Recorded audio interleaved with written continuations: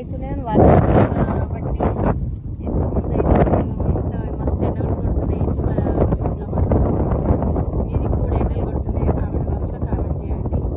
ఈ వ్యవసాయదారులకు ఏం నష్టం వస్తుందో ఏమో, ఏం లాభం వచ్చేటట్టుందో ఏమో. ఇప్పుడు వర్షాలు పడకపోతే అప్పటికి వర్షాలు పడితే వేస్ట్ అయింది. మొత్తం చేనంతా తీరుకుంటూ వస్తాలకు ఒడ్లకు కాశకాయల తీగ అయితే కనిపించింది. ఇక కాశకాయలు అయితే ఇట్లుంటాయి. ఈ కాశకాయలు మనము ఇట్లా తెంపుకోవాలి. ఇగో ఇట్లనే అవుతాయి ఈ కాశకాయలు. కాశకాయలు కాతకాయలు చాలా ఉన్నది. ఇగో దొడ్డున్నాయి కాశకాయలు. ఇవి అప్పుడు చాలా తింటుర్రు, మస్తు తింటుర్రు. కానీ ఇప్పుడు బంద్ చేసిర్రు.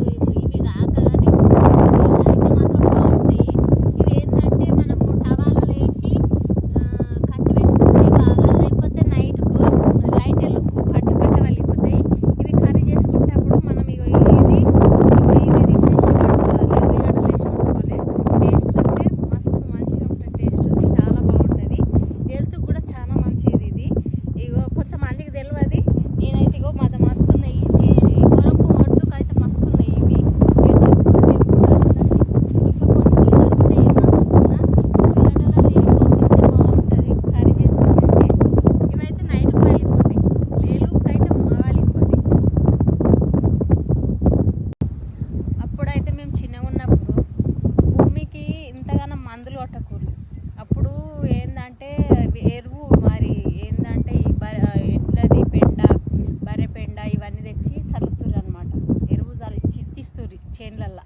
ఇప్పుడేమో ఏ దానికి మందు కొడుతుంది. ఈ పత్తి పత్తులు వచ్చి నుంచి చాలా మందులే కొడుతున్నారు.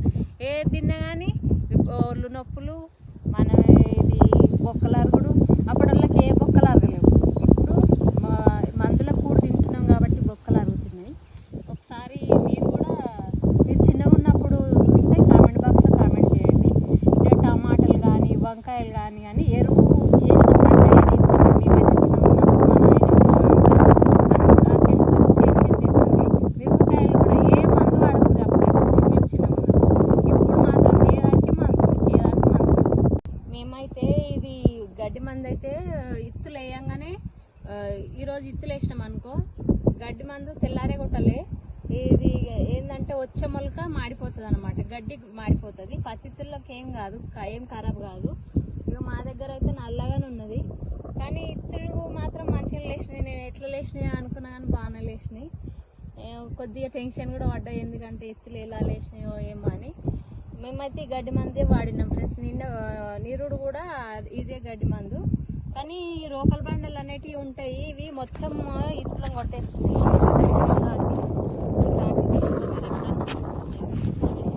ఇట్లాంటివి చనిపోతాయి గడ్డి మందు కొడితే. మాకైతే అసలు గడ్డి లేవలేదు.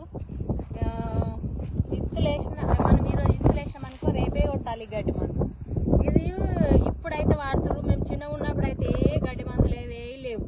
ఈ పత్తి పత్తి వచ్చిందో ఇక గడ్డి మందు అవి వాడుతారు. ఈ చేన్లకు మాత్రం, భూమికి మాత్రం మస్తు కష్టం అవుతుంది. చాలా కష్టం. సరే బాయ్ మరి.